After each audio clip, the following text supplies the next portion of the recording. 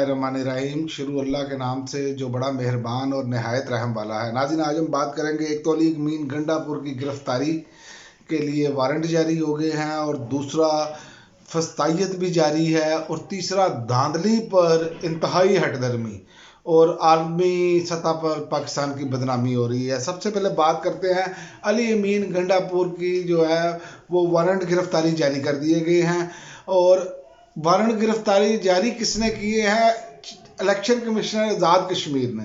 और इंतहाबी ज़ाब्ता अखलाक की खिलाफ वर्जी पर इलेक्शन कमीशन आज़ाद कश्मीर ने 28 फरवरी को गिरफ्तार करके पेश करने का हुक्म दिया है। ये अब इंतकामी कार्रवाइयाँ शुरू हो चुकी हैं। इलेक्शन कमीशन चाहे आज़ाद कश्मीर का हो चाहे पाकिस्तान का हो, इनके पल्ले ही कुछ नहीं है।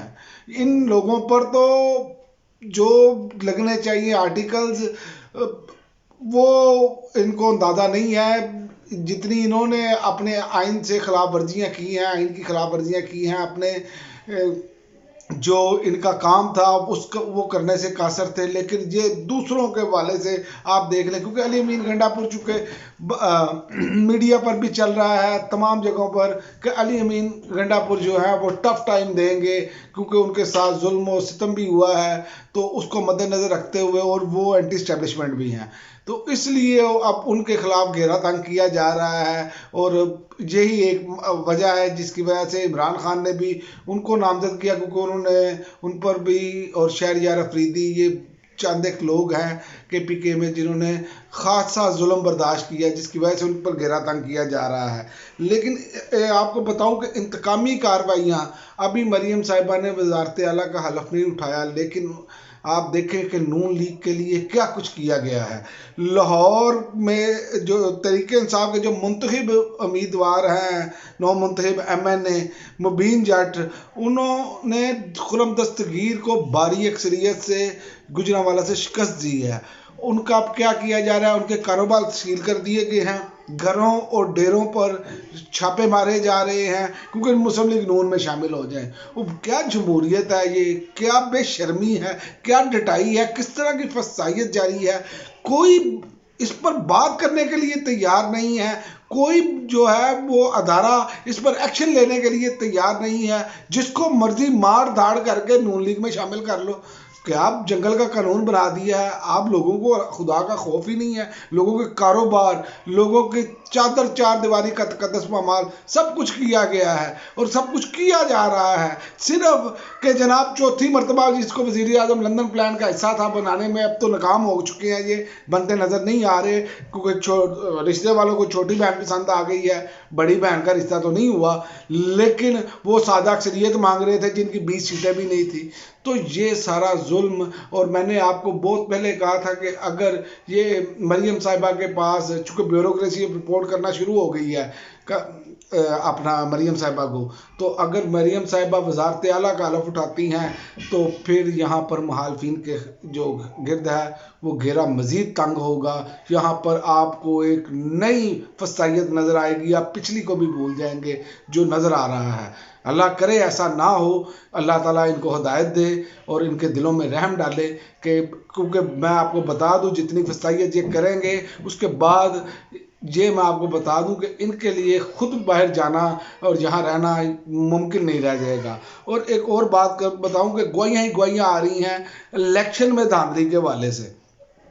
एक तो चीफ इलेक्शन कमीशन ने कहा है कि धांधली के इल्जाम लगाने वाले सबूत पेश करें। डटाई और बेशर्मी इसे कहते हैं। ओ भाई, हर किस्म की रिगिंग की गई। फॉर्म 45 उनके पास मौजूद है, फॉर्म 47 पे नतीजे जारी कर दिए। और धांधली किसे कहते हैं जनाब? फिर कहते हैं हमें मुंशी कह दिया गया, हमें फलां ने फलां कह दिया, तो इन्हें इलेक्शन कमीशन हो गई। इस शख्स पर, ये जो आईनी इदारा है इलेक्शन कमीशन, यहाँ पर लोगों पर आर्टिकल 6 लगना चाहिए। सबसे ज़्यादा सहूलतकारी चोरों, डाकुओं, लुटेरों की ये इलेक्शन कमीशन ने की है, ये मैं आपको बताऊं। और इन पर जब तक कार्रवाई नहीं होती, ये लोग जिन्होंने कानून और आइन की खिलाफ वर्जियाँ की है, इनके गले में फंदा नहीं पड़ता, ये पाकिस्तान बेहतरी की तरफ नहीं जाएगा। इनके गलों पर फंदा पड़ेगा तो फिर ये मैंडेट जो है लोगों के चोरी नहीं होंगे, डाका नहीं डाला जाएगा। जिस तरह लोगों पर जुल्म और सितम किया गया इलेक्शन से पहले भी, ये इलेक्शन कमीशन के अंडर आता था कि ये लोगों को तब्दील करें, लेकिन इन्होंने वही किया कि ब्यूरोक्रेसी से इलेक्शन करवाकर, आरओ का इलेक्शन करवाकर, और अब कह रहे हैं सबूत आलमी मीडिया दिखा रहा है, सोशल मीडिया पे वीडियो भी चल रही है। एक आलमी मुबस्सिर खतून के मुताबिक पोलिंग स्टेशन का मैं मुआयना करने गई तो वहां एक बंदा आया और वोटों का डब्बा उठाकर ले गया और वो वीडियो चला रही है साथ। ये हालत है हमारी, और ये डटाई से आकर कह रहे हैं कि जनाब हमारे पास तो हमें सबूत ला कर दे। सबूत आपको क्या दे, क्या आपको सबूत चाहिए? और पूरी दुनिया वीडियो चला रही है। ये तो वही बात होगी, सुप्रीम कोर्ट में जाए तो वो कहते हैं हम वीडियोस नहीं मांगते, हमें कोई और सबूत दे। फिर जी वो मीडिया में आ रहा है, मैं मीडिया नहीं देखते हम। तो भाई आपको कौन सा सबूत चाहिए? अंधे हैं, बहरे हैं, क्या है?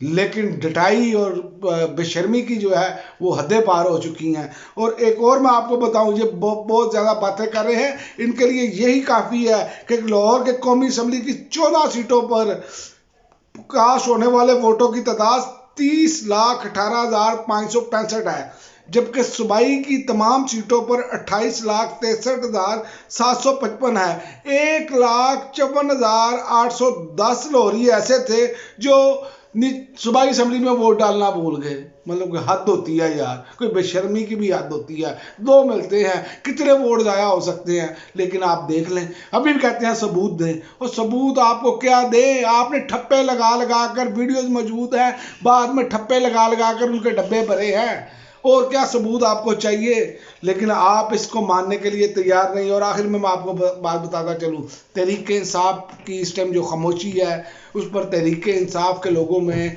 गमो गुस्सा पाया जाता है। लेकिन मैं आपको बताऊं, ये खामोशी किसी तूफान का पेश खैमा है। ये बड़ा सरप्राइज़ देने की तैयारियां हैं, ये मैं आपको बता दूं। जैसे ही इमरान खान से मुलाकात होके कोई डायरेक्शन बाहर आएगी तो वो आप देखेंगे कि एक बड़ा सरप्राइज होगा, क्योंकि मुस्लिम लीग नून वैसे तो बढ़ चुकी है, ये मैं आपको बताऊं। ये तो वक्ती तौर पर इन्हें सहूलतकारी दी जा रही है। अवामी सतह पर तो सफाया, पीपल्स पार्टी सफाया, एमकेएम सफाया, इनका आगे कोई मुस्तकबिल नहीं है, अवाम ने देख लिया है। इसीलिए अब ये अपना जो पीपल्स पार्टी है वो आइनी अहदे तो लेना चाहती है, लेकिन वजारतें नहीं लेना चाहती। सिर्फ वजह ये है कि वो उनको मालूम है कि अब आगे होने क्या जा रहा है। आगे आप IMF से डील करने जा रहे हैं, दोबारा नहीं, और एक नया तूफान आ रहा है। गैस जो है 65% महंगी, बिजली मज़ीद महंगी, पेट्रोलियम मसनूआत मज़ीद महंगी, और डॉलर जो है वो मैं आपको पहले बता चुका हूँ कि आइंदा आने वाले दिनों में कैसे ऊपर जाएगा, और 300 क्रॉस करेगा और 350 के करीब जाएगा। और ये एक ऐसा तूफान होगा कि जो सबको बहा ले जाएगा। फिर इनके पास कोई चारा नहीं रह जाएगा कि वो कहते हैं ना कि ये 100 प्याज भी खाने और 100 चित्तर भी खाने। ये 100 प्याज भी खाएंगे और 100 चित्तर भी खाएंगे, लेकिन इनके हाथ कुछ नहीं आएगा। कर लें जो कुछ करना है, ये एक थोड़ी सी मोहलत है इनके पास। अब तक के लिए नाज़रीन इतना ही, इजाज़त दीजिए। अल्लाह हाफ़िज़।